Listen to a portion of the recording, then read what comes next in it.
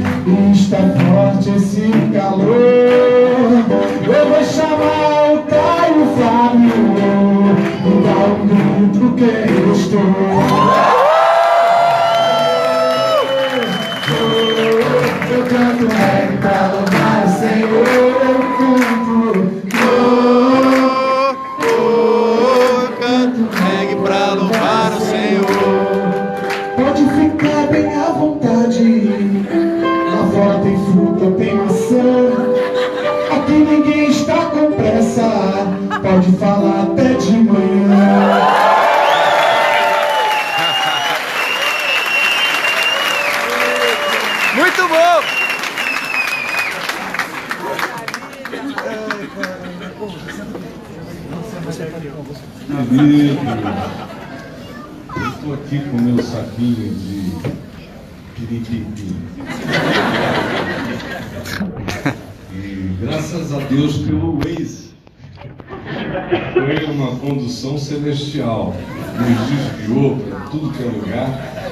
E conseguimos chegar aqui antes do que originalmente estava previsto, porque realmente a chuva caiu pesado, as árvores, galhos e blocos de carnaval, coisas assim. A gente teve que se desviar bastante. Mas graças a Deus estamos aqui, vocês também. E eu e minha mulher e alguns dos nossos filhos estamos aqui com muita alegria. Também o grupo que está reunido comigo no hotel aqui, já desde sexta-feira, todos eles vieram em ônibus que nos trouxeram. E você que veio de todos os lugares dessa cidade, eu recebo o seu carinho, o seu amor e seu aconchego no Senhor Jesus. E meu coração se alegra por você ter vindo.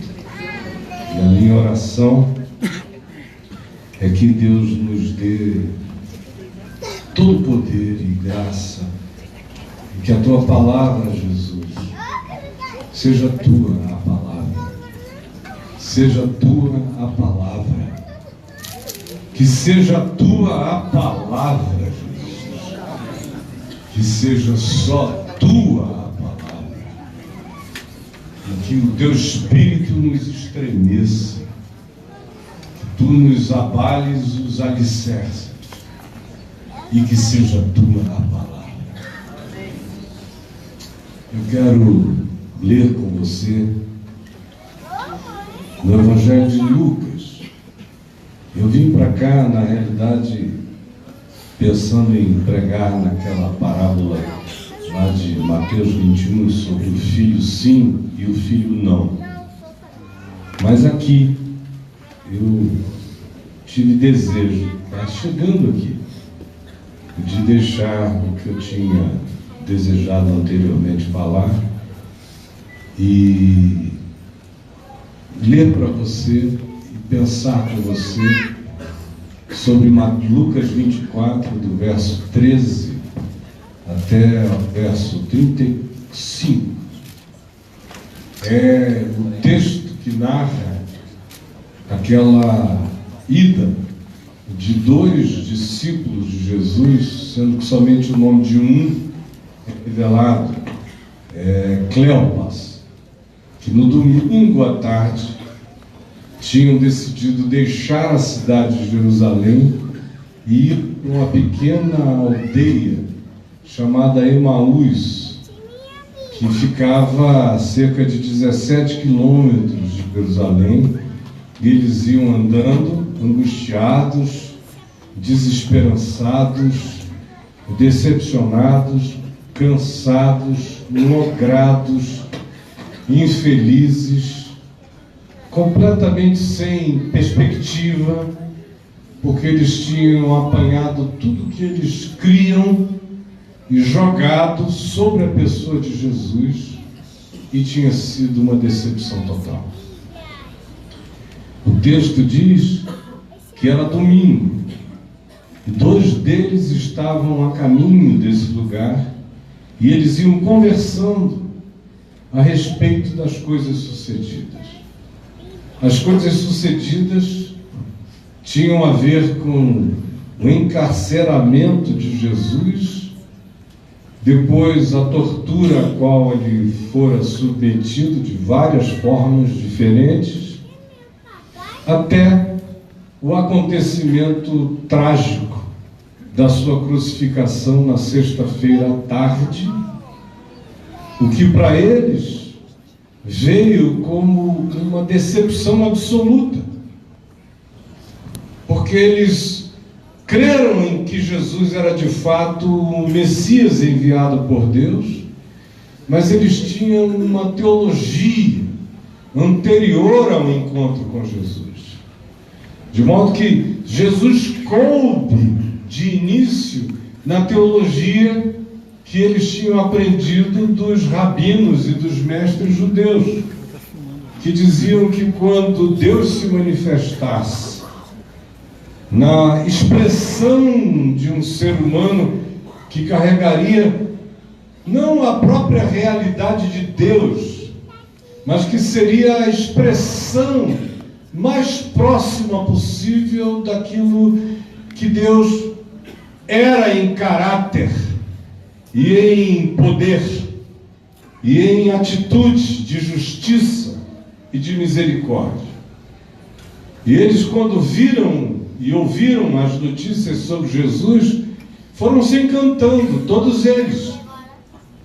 Só que, conquanto Jesus dissesse e os tivesse advertido muitas vezes de que chegaria a hora em que todo aquele afã das multidões embevecidas e enternuradas pela alegria das curas que Jesus realizava e proporcionava, daria lugar a um outro espírito de confusão e que culminaria em morte. Jesus disse muitas vezes: o Filho do Homem será morto, maltratado. Chegou a descrever aspectos da sua tortura.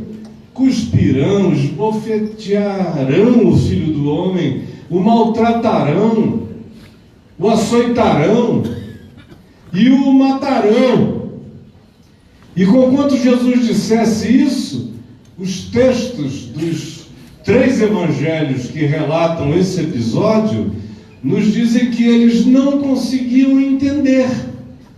Eles estavam bloqueados para compreender a palavra de Jesus, porque na realidade a mente humana, na sua seletividade, admite e aceita apenas aquilo com o que concorda, deseja e que reafirme os nossos padrões de expectativa, as nossas pré-compreensões, os nossos conceitos prévios, as nossas muitas doutrinações, de modo que Jesus mesmo falando, nem assim a palavra, a fala, a descrição minuciosa dele era por eles compreendido. Não era uma questão de não entender o que ele estava dizendo, era de não aceitar o que ele estava falando e bloquearem a mente para o que ele dizia, como acontece o tempo todo com a gente. O Evangelho é óbvio, mas nem tanto, porque as nossas pré-compreensões impedem a admissão das realidades mais cruentas, simples e irretorquíveis do que Jesus diz.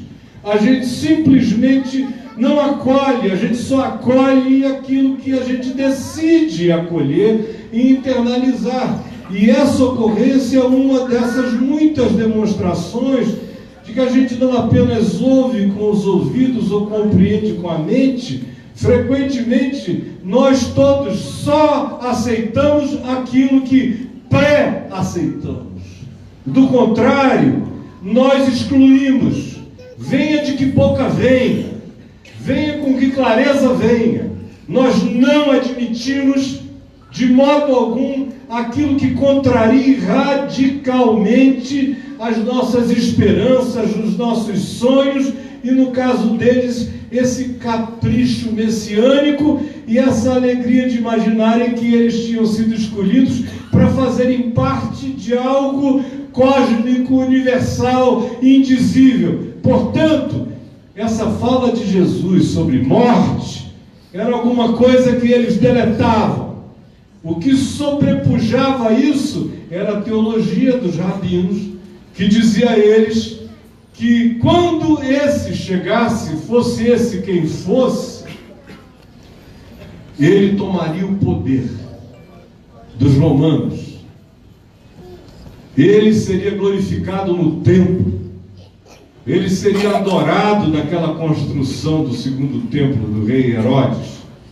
Ele traria com ele legiões de anjos quando ele quisesse e esmagaria de maneira belicamente angelical o poder de todos os oponentes e adversários. E Jesus dizia: não vai ser assim. E quando aconteceu conforme Jesus predissera, o coração deles se esmaeceu por inteiro. E quando chegaram em Jerusalém, vocês lembram, houve aquela entrada triunfal, naquele jumentinho, cumprindo antigas profecias, e o coração deles se encheu de regozijo, e imaginaram que agora o próximo passo seria o seguinte: quando vierem contra ele, sobre ele, ele chamará os exércitos de anjos, enfrentará a todos, acachapará esses poderes malignos, demoníacos, romanos ou das autoridades judaicas antagônicas, e vai sobrepujar a tudo e todos, e será visível, e será explícito, e será grandioso, e será final. E Jesus dizia: não é assim, mas no coração deles, eles diziam: será assim como cremos. Só que chegou aquele dia, aquela hora, e Jesus não chamou legiões de anjos, ele se entregou, ele foi traído e se deixou trair, ele cumpriu profecias estranhas, esquisitas, que eles nelas não queriam crer, nem admitir.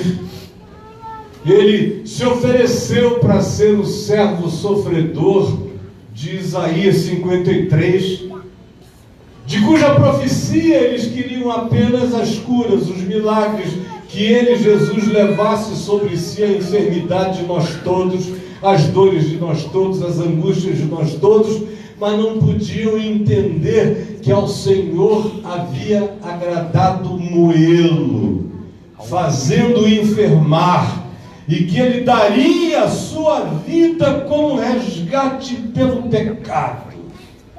Isso eles tinham censurado psicologicamente. E chega aquela hora, e com ela a devastação de todas as esperanças deles. Eles viram Pedro negar, dizer que nunca tinha visto Jesus. Judas já o havia entregue e vendido. Todos os outros fugiram, debandaram, se esconderam, se foram.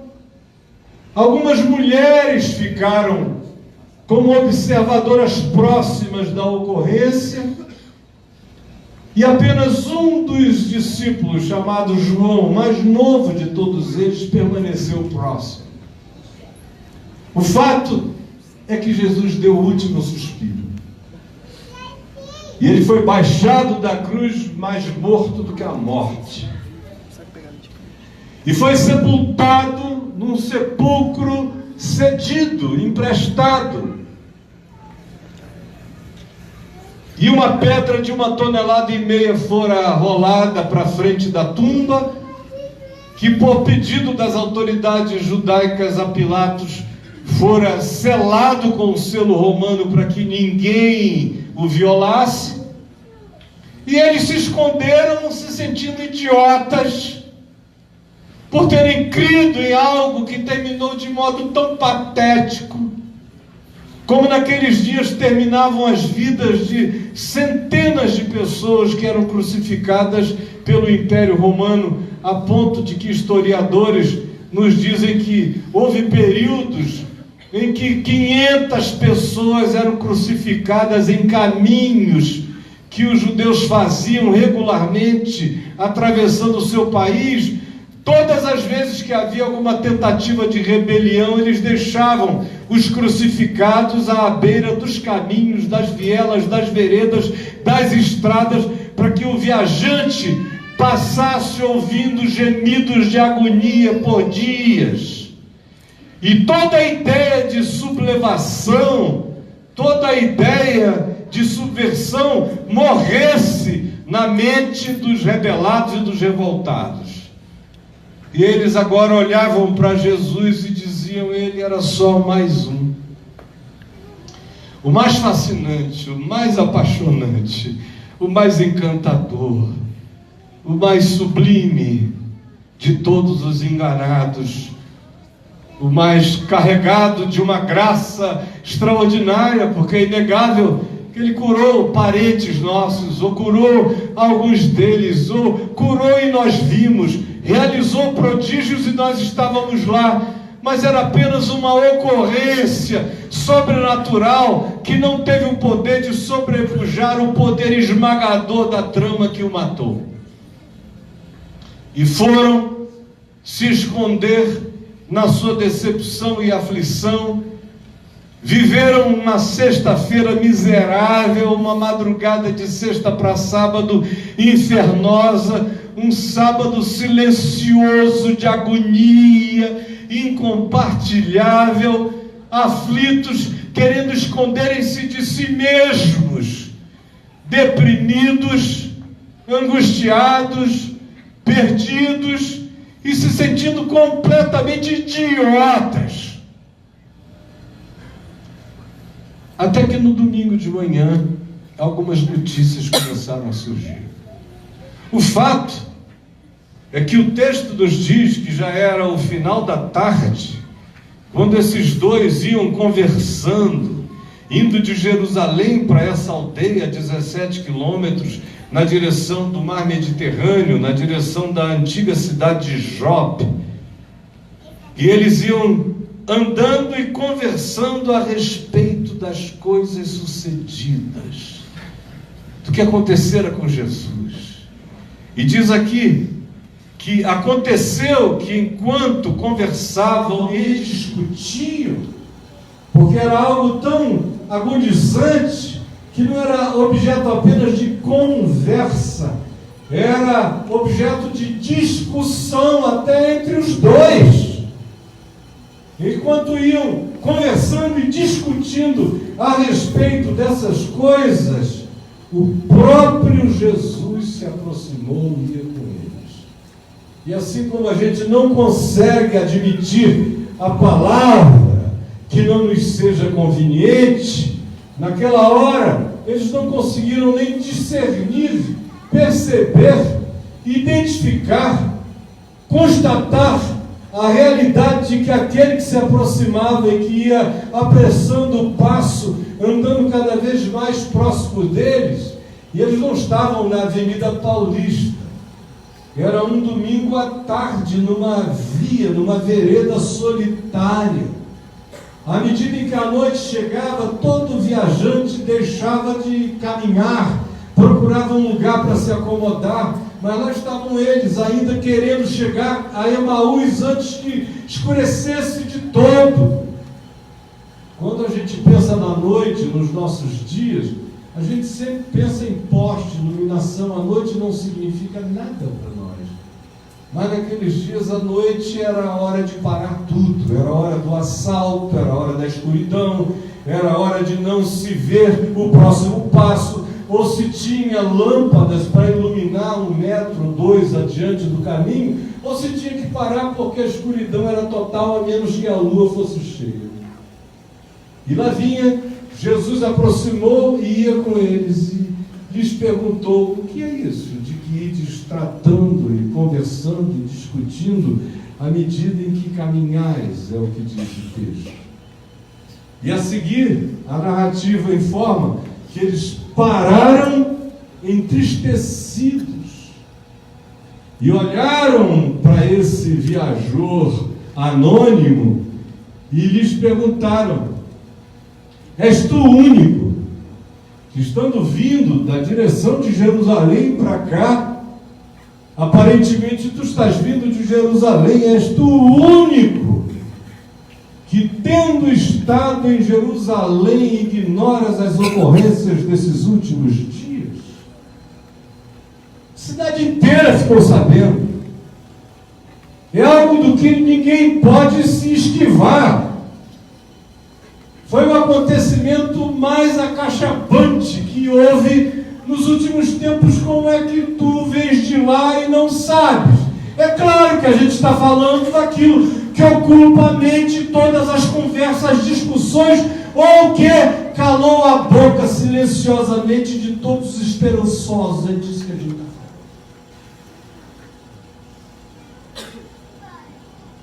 Quando eles disseram: és tu o único que não sabes das ocorrências desses últimos dias, Jesus usa de uma ironia extraordinária e lhes pergunta: quais? Quais? Conta para mim. Conta para mim o que está acontecendo. Então eles disseram que acontecera a Jesus, o Nazareno, varão, profeta, poderoso em palavras e obras diante de Deus e de todo o povo, e como as autoridades o tinham apanhado e entregue para ser crucificado, como ele fora morto. E eles dizem: ora, nós esperávamos que fosse ele quem havia de redimir a Israel.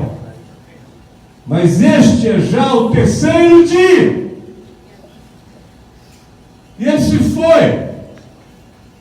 Aí um deles disse: é bem verdade que algumas das mulheres que conosco andavam, que conosco estavam, foram ao túmulo hoje de manhã cuidar e embalsamar o corpo de Jesus mais minuciosa e cuidadosamente, e voltaram dizendo que tiveram uma visão de anjos, os quais afirmam que ele vive.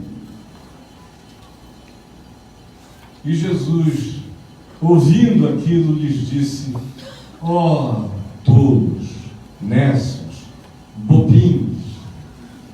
Literalmente é bobinhos. E atrasados de coração, tardos de coração, tardos de percepção. Tolos, bobos e atrasados. Vocês estão sempre vivendo, não em função de realidades, mas das impressões traumáticas, dos pesos esmagadores que desalentaram as emoções de vocês. Por isso ele os chama de atrasados de coração para crer em tudo que os profetas disseram. E prosseguiu dizendo: porventura não convinha que o Cristo padecesse e entrasse na sua glória.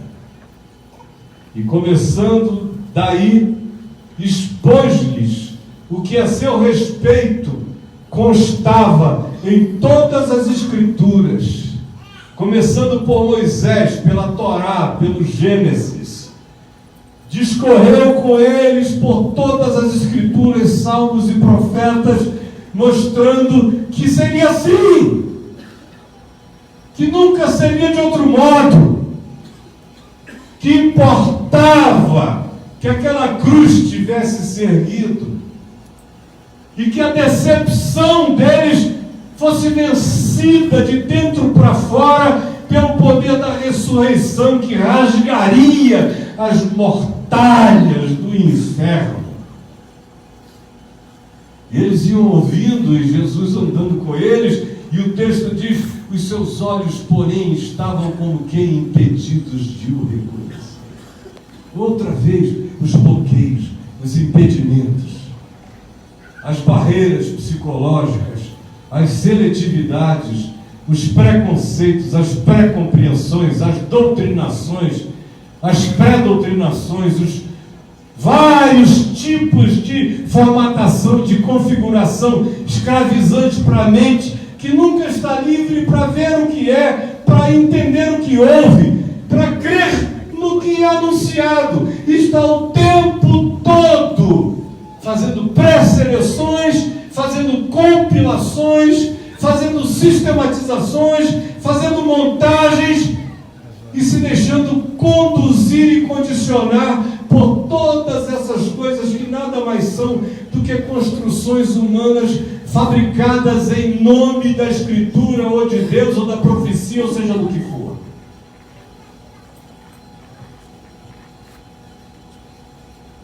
Quando eles iam chegando a Emaús, o texto aqui de Lucas nos diz que Jesus fez menção de passar adiante.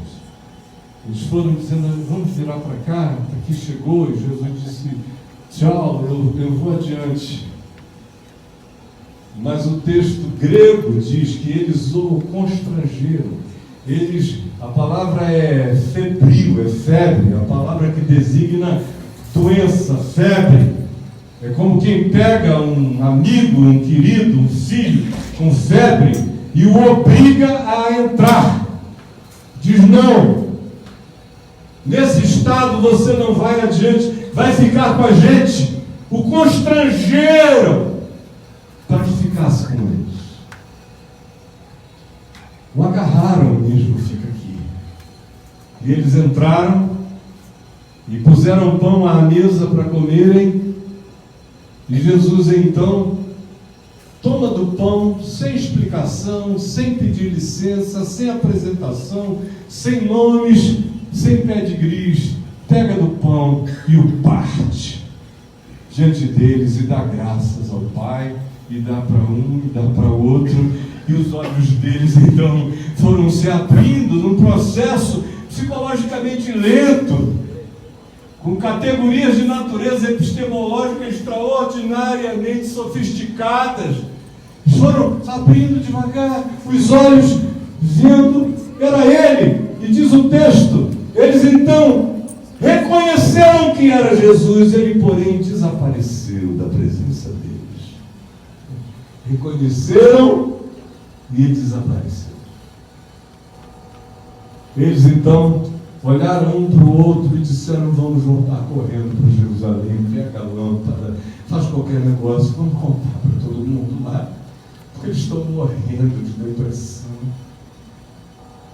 E enquanto eles voltavam, eles perguntavam um ao outro: porventura não nos ardia o coração quando ele pelo caminho nos falava, quando nos expunha as Escrituras? E entraram na casa onde estavam os outros, os 11 reunidos, e com eles outros discípulos, os quais já os saudaram, dizendo: o Senhor ressuscitou e apareceu a Pedro. E eles contaram aos demais como Jesus andara com eles até chegarem a Emaús, quando enfim eles o reconheceram no partir do pão. Olha bem para mim aqui. Por que eu decidi falar sobre isto aqui agora? Algo sobre o que eu já falei 3.400 vezes no curso desses 46 anos em que eu prego o Evangelho. Por quê? É porque todo mundo que está aqui está viajando decepcionadamente, entristecidamente, fracassadamente, deprimida e melancolicamente, de Jerusalém para Emaús. Emaús é para onde a maioria está indo, esse lugar do ocaso, do pôr do sol, onde o sol se enterra, onde ele desaparece. Esse lugar onde o dia termina, aonde as coisas se encerram. É para lá que eles estavam indo, e a maioria, ou praticamente quase todos nós aqui também. Eu encontrei Jesus, e ele me encontrou em julho de 1973. E era um festival de amor, não só no meu coração. Milhares estavam se convertendo ao Evangelho no Brasil, no mundo. Na Califórnia, os hippies estavam sendo batizados na praia aos milhares. Na Europa, em toda a América Latina, tinha coisas lindas, de milagres de Deus. E eu, de minha parte, com meu pai, minha família na cidade de Manaus, presenciávamos curas divinas, demônios saindo gritando, o anúncio da palavra tão impactante que não foi uma, nem duas, nem três vezes que eu via guardas policiais na rua, ouvindo o que eu pregava nas esquinas. E eu olhava os antigos Cosme e Damião, que andavam para lá e para cá, nas ruas de antigamente. Uma das ocasiões eu vi 2 deles se abraçarem e caírem de joelhos chorando na esquina, pedindo misericórdia a Deus. Era uma explosão de graça, de luz. Eu só tinha 18 anos, mas me sentia com 96. Fui tomado por uma presença, por uma sabedoria, por uma unção, por uma ousadia, por uma vontade imensa de gritar isso para o mundo inteiro, que o Senhor tinha chegado. Eram milagres e maravilhas e graças divinas manifestas dos pobres aos mais elevados em todas as posições. Era um tempo de um regozijo, de uma folia, de uma alegria, de uma caravana de amor incessante. E no país inteiro começou a surgir o mesmo tipo de regurgitamento do Espírito Santo no coração de milhões de indivíduos, conhecendo a graça de Deus do nada e para todo lado. Eu me lembro de gente que chegou à minha casa dizendo que tinha colocado fogo, com uma dupla de amigos, tinham colocado fogo na loja deles para ganharem um seguro. Mas a loja ficava embaixo de um prédio de 28 andares, residencial. E quando eles estavam colocando fogo, um deles viu aturdido a entrada de um ser de luz que disse: pare com isso, você vai matar todos aqui. E ele caiu de joelhos e disse: o que eu faço? E o ser de luz disse: vai na rua Urucará, com a rua Tefé, e procura por um rapaz chamado Caio. Lá chegou ele em prantos. E eu conhecia do jiu-jitsu. Ele era um faixa preta lá da cidade. Eu já não tinha nenhum relacionamento próximo com ele há uns 2, 3 anos. De repente ele chega com essa história: pelo amor de Deus, me ajuda. Coisas assim aconteciam com regularidade.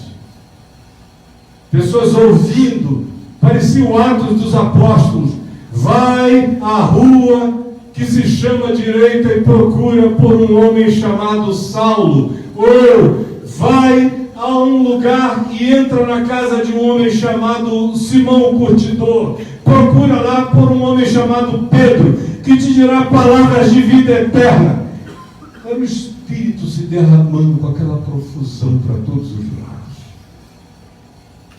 E de todo o meu coração eu criei que tinha chegado a hora, que era o tempo da oportunidade, que esse país ia virar ao contrário, que genuínas conversões iriam acontecer, não quantitativamente, mas qualitativamente, gente conhecendo o Evangelho. Aí de repente, especialmente de 1989, 88 para cá, algo estranho tomou conta do país. E aquele amor deu lugar apenas a gritarias. E aquela profundidade foi vencida pela superficialidade, pelas teologias que diziam que se você afirmasse, Deus era obrigado a cumprir. Que começaram e chegaram e disseram que o plano de Deus não era nos enriquecer no espírito, mas no bolso. Que a igreja de Deus seria tão mais forte quanto política e economicamente poderosa ela se tornasse. E de repente tudo que parecia ser sem volta começou a encontrar seu retrocesso. Os apaixonados de antes se tornaram os gananciosos de agora. Os convertidos de então passaram a se tornar apenas seres ambiciosos, gulosos, incontroláveis. E as conversões deixaram de ser a Jesus e passaram a ser as igrejas, aos templos, aos movimentos, aos moveres. Agora, já não havia mais desejo de santificar a língua, as palavras. Agora o sinal da bênção era dente de ouro. Então, o Espírito Santo já não enchia o coração das pessoas e elas passavam a amar, a ser fiéis, longânimas, misericordiosas, felizes em Deus e umas com as outras, independendo do que tivessem ou não tivessem. Não, agora, felicidade era pertencer a um grupo grande, que gritasse mais alto. A busca agora já não era mais de poder do céu, mas de poder na terra.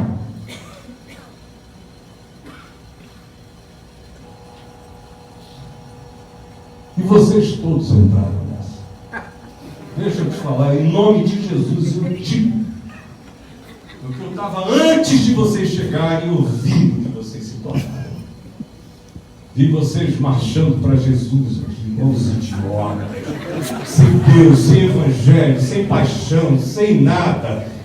A palavra de Deus foi abandonada. Agora era o novo mover, era a nova expressão. E vocês para lá e para cá, para lá e para cá.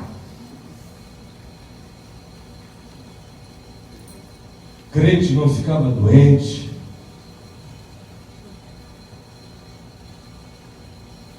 Ninguém tinha mais compaixão da fraqueza humana. Pecado manifesto era pecado esmagado pela força das disciplinas, das visibilidades hipócritas, apenas para encobrir como fachada a grande imundície que tomou conta de quase todos. Até que chegou a hora da virada. Essa hora chegou. Por que eu estou dizendo? É porque a maioria das pessoas perdeu a esperança. Estamos vivendo um tempo de total desesperança. As referências acabaram e nos últimos 25 anos, geração após geração, eu só encontro gente em estado de decepção crescente, crescente, crescente, crescente. O sentimento é esse, de que nós fomos enganados.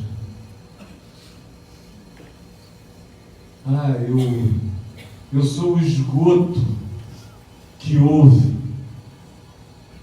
Eu sou a boca de lobo para onde escorre a chuvarada torrencial das decepções humanas.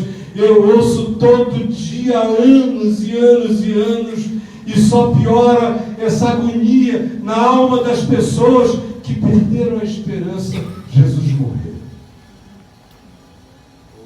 E não tem havido ressurreição. Eu vim hoje aqui falar com esses 15, 16 milhões de pessoas que nos últimos anos deixaram os templos, as igrejas, porque se tornou insuportável. Porque não dá para ir em alguns lugares.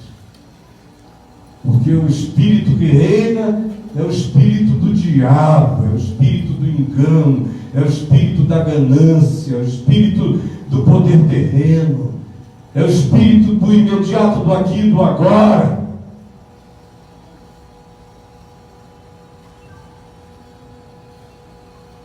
A maioria caiu nisso. Se eu perguntasse aqui, quantos aqui sofrem de algum diagnóstico de depressão, nós iríamos ver a quantidade enorme de mãos que se ergueriam. Nossas crianças estão com síndrome do pânico com 7, 8, 9, 10 anos de idade. É claro que o mundo está horrível. É claro que o que se vislumbra diante de nós não carrega nenhuma fisionomia esperançosa, mas trágica. Mas não é isso. Nós ficamos assim porque Jesus morreu de fato na fé da maioria de nós aqui. Perdeu o significado. Hoje, a Adriana e eu encontramos com alguns amigos de 43 anos atrás. E os nossos olhos ficaram o tempo todo marejados, porque tanto eles quanto nós conversamos o único assunto sobre aquele que morreu para essa geração e para várias outras gerações depois. E como nós naquele tempo esperávamos que tivesse chegado o dia da redenção. O que a gente tem é apenas Deus como política, política como Deus, igreja como política, política como igreja. O que a gente tem é um desespero enorme para ver se agarra aos poderes imediatos que estão à nossa volta. O que a gente tem é esse supremacismo diabólico sem Deus tomando conta da alma das maiorias, enquanto você tem medo de morrer. Tem medo de morrer. A gente sabe aonde Jesus chegou ou não chegou por uma avaliação simples. Aquele que conheceu a Jesus passou da morte para a vida. Não tem mais medo disso. Vive eternamente. A eternidade perdeu o significado para a maioria de nós aqui.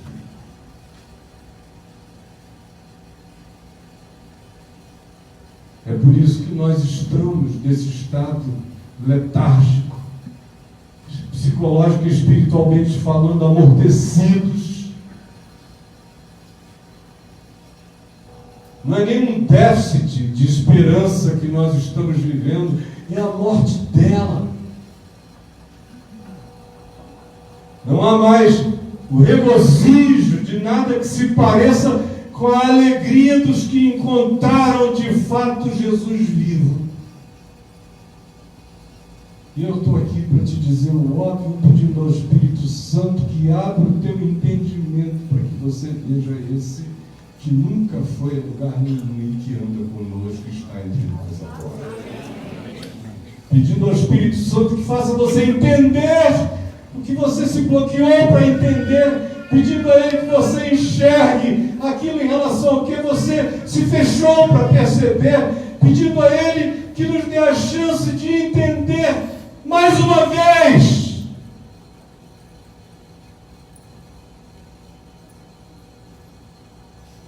Quais são as últimas notícias?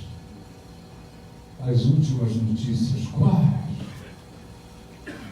Senhor, tu estás vendo o que aconteceu entre nós? És tu o único que te alienaste do que está acontecendo conosco? Quantas vezes eu já disse isso a Ele? E a pergunta dele para mim me sacode com essa ironia extraordinária. Quais? Fala para mim, cara. Quais?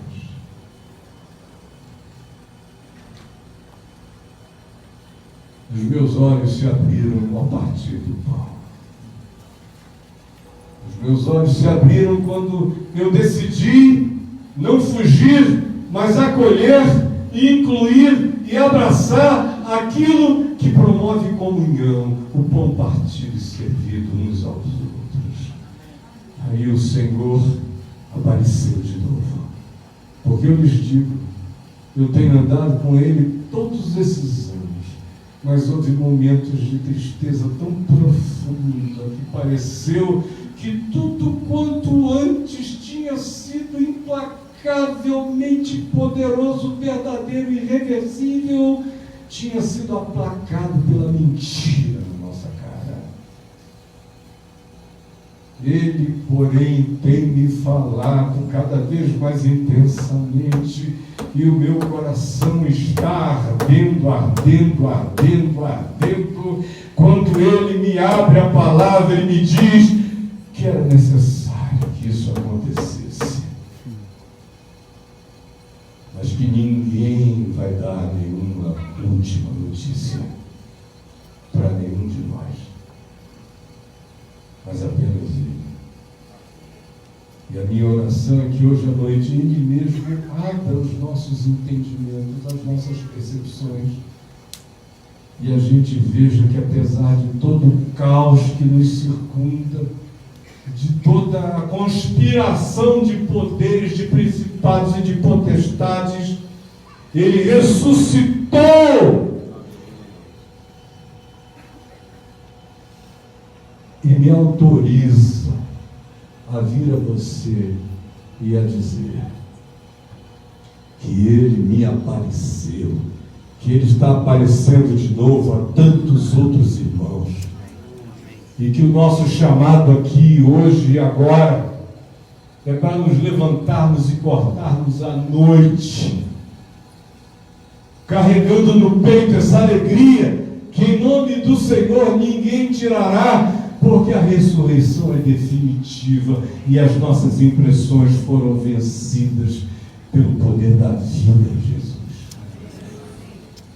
Volte para casa hoje e conte aos amigos, aos irmãos. O Senhor ressuscitou e apareceu a um caminho.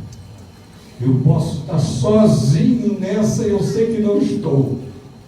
Eu só quero lhes dizer o seguinte: há um fogo ardendo, ardendo, ardendo na minha alma, que não se apagará jamais. E eu me ofereço a Ti, Jesus, para enfrentar todos os demônios e todas as mentiras e todas as malignidades, mas gritar na força e no poder da ressurreição, que Tu rasgaste a mortalha que nos cobria, o véu do engano que nos cegou, e que em Teu nome novas pessoas, mentes e gerações abrirão os olhos para ver outra vez a Tua misericórdia, a Tua graça, e não há nenhum poder que venha nos deter em Teu nome, Jesus. Foi só isso que eu vim dizer para você hoje. Pedindo ao Espírito Santo que te arrepende de amor e do poder da ressurreição, e te leve para a vida, sem medo, apaixonado, incontrolável, encarando a morte, vencendo a poderosa cabecinha e não retrocedendo nunca mais. Retrocesso nunca mais. É para frente. Se nós, apenas nós, e apenas os outros milhares de nós que estamos assistindo por cada livezinha dessas de vocês, a soma delas dá milhares e milhares. Se apenas esses, se apenas alguns, não precisa muita gente. Basta que você seja um ente incendiado pela força, pela alegria, pela convicção da ressurreição. E aí, eu e você seremos invencíveis. Eu dou graças a Deus porque eu estou aqui. Já passei por muitos vales de sombra e de morte, mas o Senhor nunca não esteve comigo. Sempre se aproximou e ia comigo, mesmo quando eu não estava vendo. O meu coração ardia E na singeleza dos seus gestos, os meus olhos o viram. E os seus também. E é nesse poder inexplicável.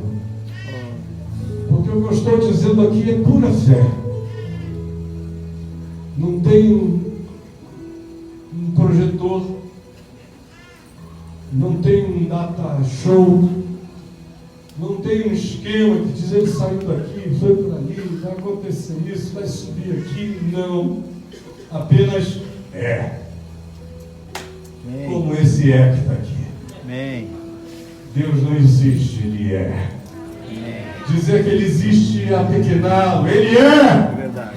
Todas as coisas existem nele. É verdade. E é para essa paixão que você está sendo convidado hoje. Oh, Deus. Eu estou vendo nos teus olhos que o Espírito de Deus está falando com você, com tantos aqui. Eu sei que você não vai conseguir voltar atrás. Vai se levantar, vai voltar, vai cortar a escuridão da noite e vai contar para todos que você viu o Senhor.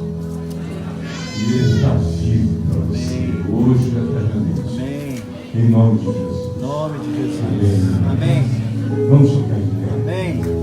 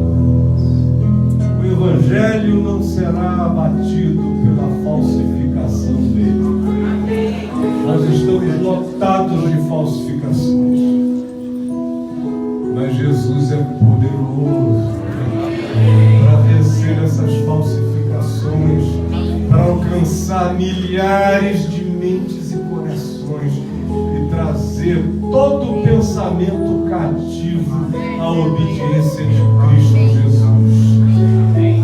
Eu sei que é assim. É assim porque é assim na minha vida, pode ser na vida de qualquer um, de qualquer outro. E pode ser para sempre assim, será assim. Por mais tenebroso que todas as coisas fiquem, por mais horrorosas que as realidades se pintem, por mais trágicos que sejam os futuros, em nome de Jesus a gente vai atravessar. Todos nós vamos atravessar juntos, em nome de Jesus. É verdade ou não é verdade? Em nome do Senhor. Amém, amém. Quando eu estava chegando aqui, vocês estavam cantando, o Marrom cantou aquela música que o Clóvis canta sempre, o do Ninguém Explica Deus. Né? Vamos cantar juntos de novo? Oh, glória!